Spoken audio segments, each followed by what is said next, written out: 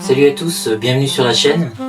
Aujourd'hui j'avais envie de vous parler d'un enchanteur, pour moi un magicien de l'enfance, qui a créé des séries de science-fiction avec des marionnettes, des séries tout simplement magiques, donc dans le détail, dans les histoires, dans le montage. Je voulais donc vous parler du grand Gerry Anderson. J'ai fait un petit montage comme d'habitude, si ça vous plaît n'hésitez pas à liker, n'hésitez pas à vous abonner. Je vous souhaite un bon visionnage, belle créativité à tous et à bientôt sur la chaîne. Salut!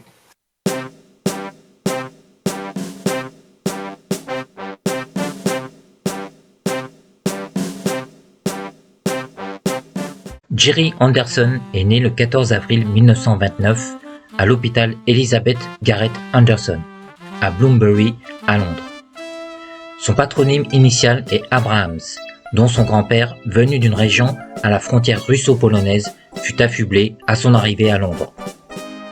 Sa mère changera son nom en 1939, optant pour Anderson. Un clin d'œil à l'hôpital obstétrical où vit le jour le petit Gerald. Il perdit son frère Lionel durant la Seconde Guerre mondiale. Son avion fut abattu au-dessus des Pays-Bas. Un souvenir traumatisant pour le jeune Gerry. Il ira jusqu'à dire que c'est lui qui aurait dû partir. Lionel envoyait régulièrement des lettres qui faisaient forte impression sur le jeune Gerry, notamment l'évocation d'une base de l'armée de l'air nommée Thunderbird's Field. Peu après la guerre, Gerry Anderson fit son service militaire. Il s'intéressa à la photographie, puis au montage. Il œuvrait en parallèle dans une tour de contrôle aérien. Là, il fut témoin de deux incidents qui le marquèrent durablement. Un crash durant une démonstration qui fit entre 12 et 20 victimes, et un atterrissage avorté suite à un problème de train d'atterrissage.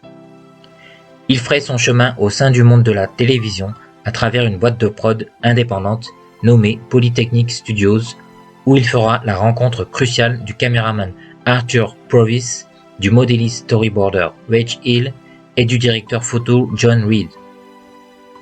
Ils vont créer la société AP Films pour Anderson et Provis. En 1957, la petite société est embauchée pour Granada Television sur un programme pour enfants, créé par Roberta Leigh, The Adventures of Twizzle.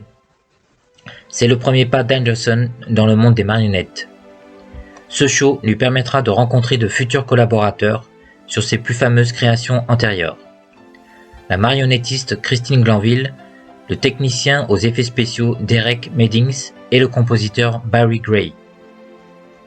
Il enchaîne avec un autre show pour enfants, toujours une création de Roberta Leigh, Torchy the Battery Boy. Le succès est au rendez-vous. Anderson souhaitait surtout que ces séries lui mettent le pied à l'étrier pour de futures réalisations live. Le destin en décidera autrement. Durant la production de The Adventures of Twizzle, il rencontrera Sylvia Tham, qui deviendra sa deuxième femme.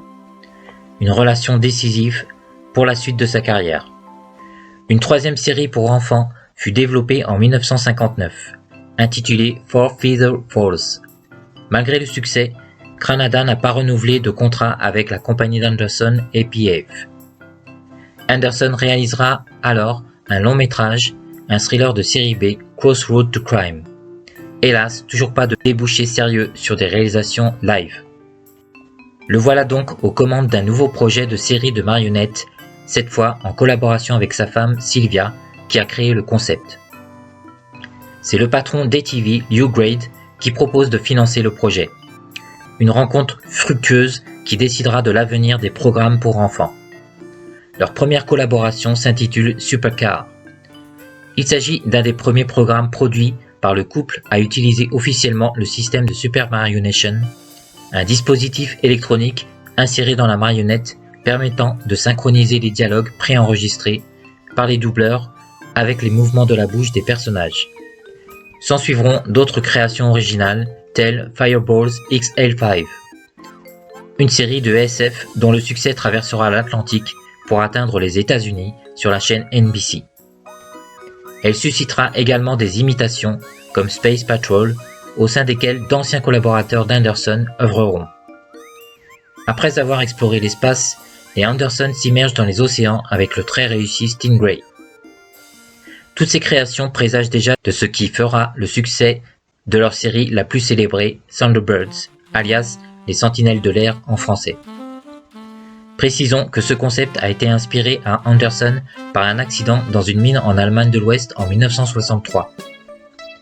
Plus que jamais, la qualité est au rendez-vous pour des histoires très bien construites et des personnages qui sont devenus emblématiques.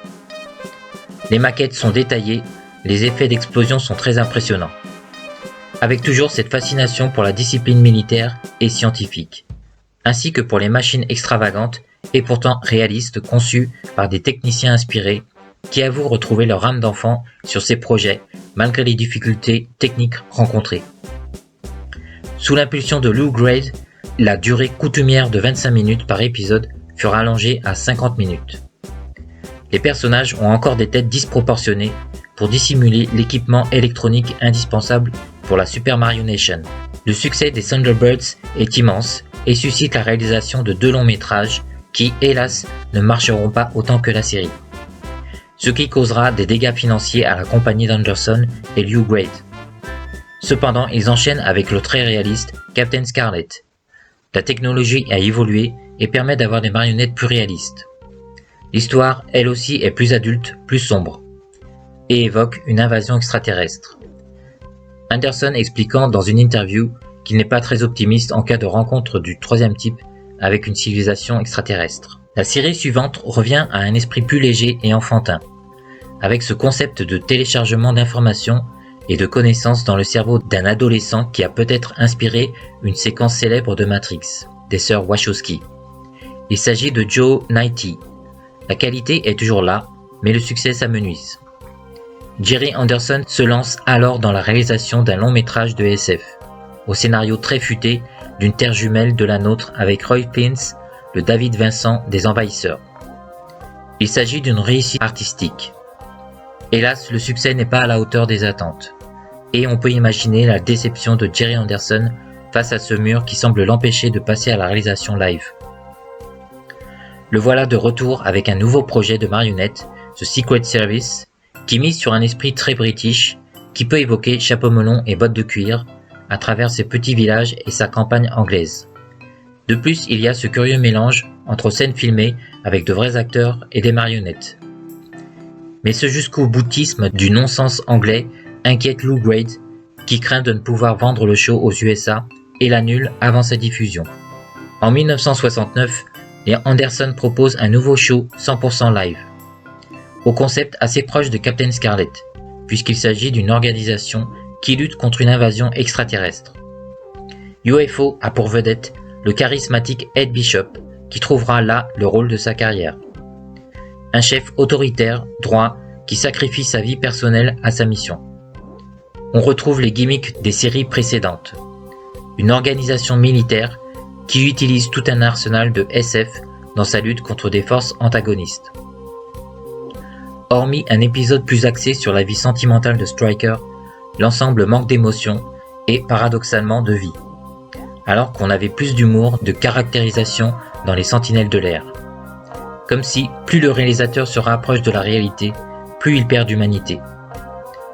Ainsi, les marionnettes plus réalistes de Captain Scarlet nous contaient des histoires qui tenaient les spectateurs à distance, faute d'identification avec un personnage plus humain.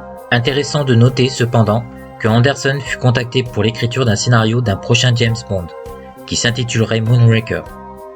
Mais après moult procédures judiciaires, le film sorti quelques années plus tard ne conservera aucun élément du script de Anderson. UFO ne connut pas de seconde saison, et Anderson s'engage sur une série policière, The Protectors, une série live. Un projet porté par son employeur Lew Grade avec le renommé Robert Vaughn et Nairi Dawn Porter. Un tournage pas très agréable pour Anderson, qui a eu quelques clashs avec l'acteur. La série a cependant bien fonctionné, notamment aux États-Unis. Après une série de projets avortés, Jerry Anderson se lance dans Cosmos 1999, une série live de SF, qui reprend astucieusement le matériel prévu pour UFO pour créer un concept novateur, avec une lune qui quitte son orbite avec sa base habitée pour s'enfoncer dans un univers plein de mystères et d'aventures étranges et effrayantes. Côté vie privée, le couple Anderson arrive à la fin de leur histoire. Ils auront eu un fils, Jerry. Le couple s'attelle tout de même sur Cosmos 1999. Bien que le couple d'acteurs vedettes Martin Landau et Barbara Baines soit imposé par Lew Grade contre l'avis de Sylvia Anderson. Si la première série fonctionne aussi bien au niveau artistique que de sa popularité, il n'en sera pas de même pour la deuxième saison. Marquée par le départ de Sylvia Anderson, remplacée par le producteur de Star Trek, Fred Freiberger. Le show part dans une direction plus américaine et perd le charme de la première saison, plus sérieuse. Après son divorce, Anderson est en difficulté au niveau professionnel. Il s'associera au début des années 80 avec Christopher Burr pour un retour au monde des marionnettes avec la série de SF Terra Hawks, qui reprend le narratif quelque peu éculé de l'organisation militaire défendant la Terre contre une invasion extraterrestre.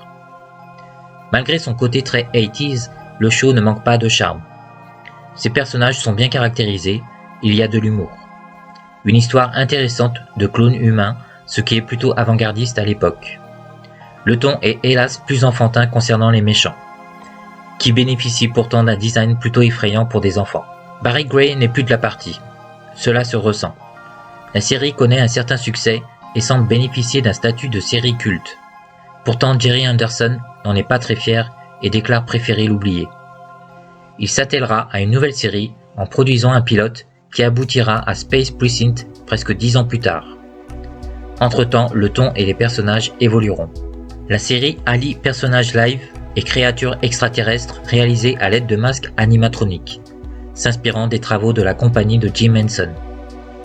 Bien que ce nouveau projet connaisse un certain succès en Europe, les programmateurs américains ne savaient pas trop quoi faire de cet objet hybride et le diffusèrent à des horaires qui lui porteront préjudice. Entre le pilote de Space Precinct et la diffusion de la série, Anderson œuvra sur une série d'animation en stop motion intitulée Dick Spanner, des personnages inspirés des polars de Chandler. Durant ces années 90, l'intérêt du public pour les séries emblématiques en Super Mario Nation s'intensifia. De nouvelles générations découvraient le travail merveilleusement minutieux de l'équipe de Jerry Anderson et l'inventivité de leurs récits et univers. Au point que Anderson eut droit à un show célébrant sa carrière. Il produira une série pour les enfants en stop motion et CGI nommée Lavender Castle. Le projet d'une seconde saison sera abandonné. Jerry Anderson continue d'être créatif et après un essai en CGI sur le concept original de Captain Scarlet, il produira une série au début des années 2000. Comme d'habitude avec Anderson, la qualité est au rendez-vous. Hélas, la programmation de la chaîne ITV est chaotique et maltraite le matériel selon Anderson. Entre-temps, il aura refusé d'apporter son approbation à l'adaptation de sa série la plus célèbre, Thunderbirds, pourtant réalisée par Jonathan Frakes, le number one writer dans la série de Star Trek Next Generation. Le film sera un échec artistique qualifié par Anderson de plus gros tas de que j'ai vu dans ma vie. Des propos rageurs pour un homme plutôt modéré d'habitude. Cependant, son ex-femme et associée Sylvia Anderson fut créditée au générique en tant que consultante.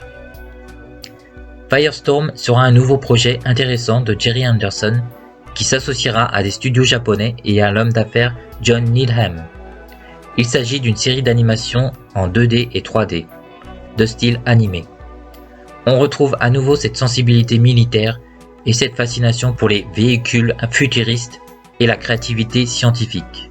Le dernier projet de Jerry Anderson date de 2011. Il s'agit à nouveau d'un programme pour enfants en CGI intitulé Christmas Miracle. En 2012, on lui diagnostique une maladie d'Alzheimer.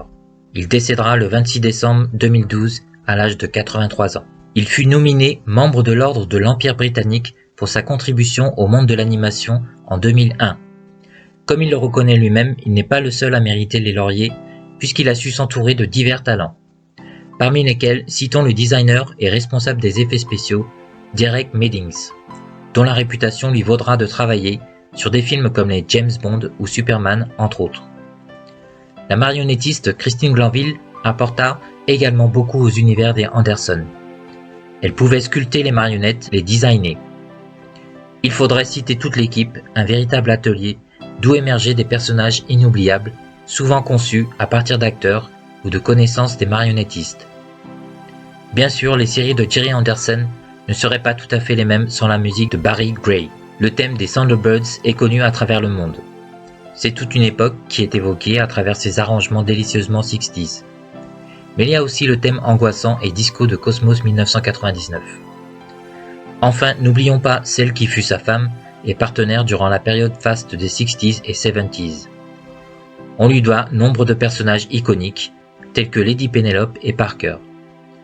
Elle s'occupait également des costumes, de l'écriture des scénarios et doublait certains personnages. Des apports non négligeables donc. Aujourd'hui, Jamie Anderson, le plus jeune fils de Jerry, reprend le flambeau. Il développe des projets avortés de son père et a réussi à produire un épisode très réussi de Firestorm, la coproduction japonaise réalisée par son père grâce à un système de crowdfunding avec Kickstarter, en attendant une future série. Je recommande la chaîne YouTube officielle consacrée à Jerry Anderson, où piocher plein d'interviews passionnantes. Par chance, il est possible de visionner nombre de séries du Grand Jerry sur YouTube pour les anglophones. Faites-vous plaisir, les trésors sont nombreux, car peu sont parvenus sur nos terres françaises. Finalement, heureusement que cet homme n'est pas mort à la place de son frère. Il aurait privé nombre d'enfants et de jeunes adultes de nombreux rêves scientifiques positifs, d'émerveillement et de concepts encore très actuels. Le destin lui a imposé le langage des marionnettes, peut-être à bon escient. Car son œuvre aurait-elle eu le même impact à travers des acteurs live? Au vu de l'adaptation ciné faite en 2004, on peut en douter. L'œuvre de Jerry Anderson est riche. N'hésitez pas à rendre hommage au vrai Puppet Master. À bientôt.